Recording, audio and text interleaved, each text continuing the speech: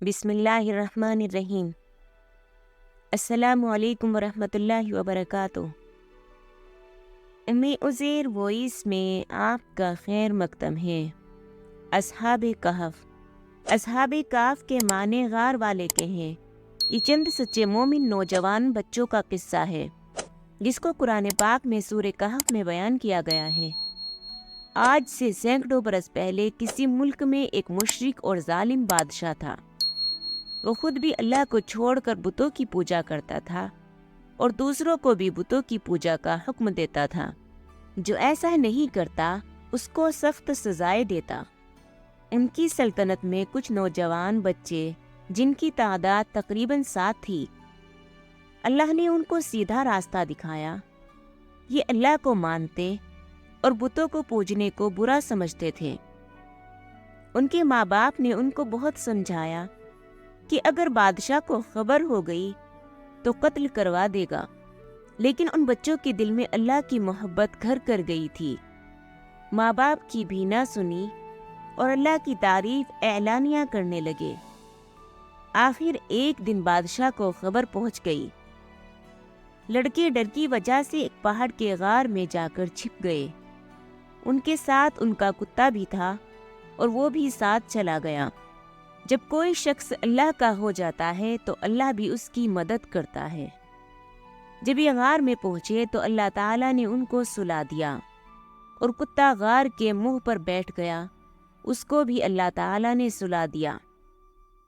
اللہ تعالیٰ نے اپنی نشانی اور لوگوں کو اپنی قدرت دکھانے کے لیے 309 سال تک سلائے رکھا۔ اس عرصے میں پتہ نہیں کتنے بادشاہ ختم ہو گئے، زمانہ بدل گیا، لوگ بدل گئے۔ 309 سال بعد اللہ تعالیٰ نے ان کو تھوڑی دیر کے لیے جگایا۔ ان کو ایسا معلوم ہوا کہ وہ ابھی سوئے تھے۔ انہوں نے دیکھا کہ سب چیزیں اسی طرح موجود ہیں جس طرح وہ سوئے تھے۔ کتا بھی اسی غار کے منہ پر بیٹھا تھا۔ ان کو بھوک معلوم ہوئی تو انہوں نے اپنے چند ساتھیوں کو سکے دیے کہ چھپ چھپا کر کسی طرح بازار جا کر کچھ کھانا لے آئے۔ جب یہ ساتھی بازار گئے تو وہاں کی ہر چیز بدلی ہوئی نظر آئی۔ دکان پر پہنچے، کھانا خریدا۔ جب وہ سکہ دیا تو لوگوں کو بہت تعجب ہوا کہ یہ سکہ فلاں بادشاہ کے وقت کا ہے جس کو مرے ہوئے کئی 100 برس ہو گئے۔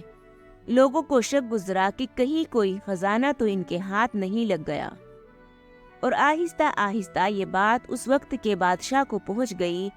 یہ بادشاہ بہت ایماندار تھا اور اللہ کو اور روز قیامت کو مانتا تھا۔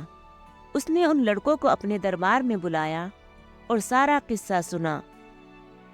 بادشاہ کو اور حاضرین کو بہت تعجب ہوا۔ بادشاہ میں درباریوں کے اس غار تک آئے۔ انہوں نے ان لڑکوں کو سوتا ہوا دیکھا تو ان کی آنکھ کھلی ہوئی تھی مگر جسم سو رہے تھے۔ بادشاہ اور ان کے درباریوں پر ایک وحشت طاری ہو گئی اور وہ واپس چلے آئے۔ یہ لڑکے جو کھانا لینے آئے تھے غار میں داخل ہوتے ہی اپنے ساتھیوں کے ساتھ مل کر سو گئے۔ بادشاہ اور ان کے درباریوں کو اور یقین ہو گیا کہ اللہ تعالیٰ بڑی طاقت اور قدرت والا ہے۔ مرنے کے بعد وہ اسی طرح زندہ کرے گا جس طرح ان غار والوں کو کیا ہے۔ یہ لوگ اسی غار میں قیامت تک سوتے رہیں گے۔ اللہ تعالیٰ نے اس واقعے سے ہم کو بتایا ہے کہ وہ اپنے ماننے والوں کی حفاظت کرتا ہے، ظالموں سے نجات کی ایسی صورتیں پیدا کر دیتا ہے جو کسی انسان کے وہم گمان میں بھی نہیں آ سکتی۔ اس قصے سے ہم کو یہ بھی سبق ملتا ہے کہ جس شخص میں اللہ تعالیٰ کی محبت پیدا ہو جاتی ہے وہ کسی بڑے سے بڑے بادشاہ سے بھی نہیں ڈرتا۔ تو آئیے ہم سب بھی اللہ سے محبت کریں اور یقین پیدا کرے کہ ہر کام اسی سے ہوتا ہے، اور جو کچھ ہوتا ہے اور جو کچھ ہم دنیا میں اچھا یا برا کام کریں گے قیامت کے روز ہم کو اس کا بدلہ ملے گا۔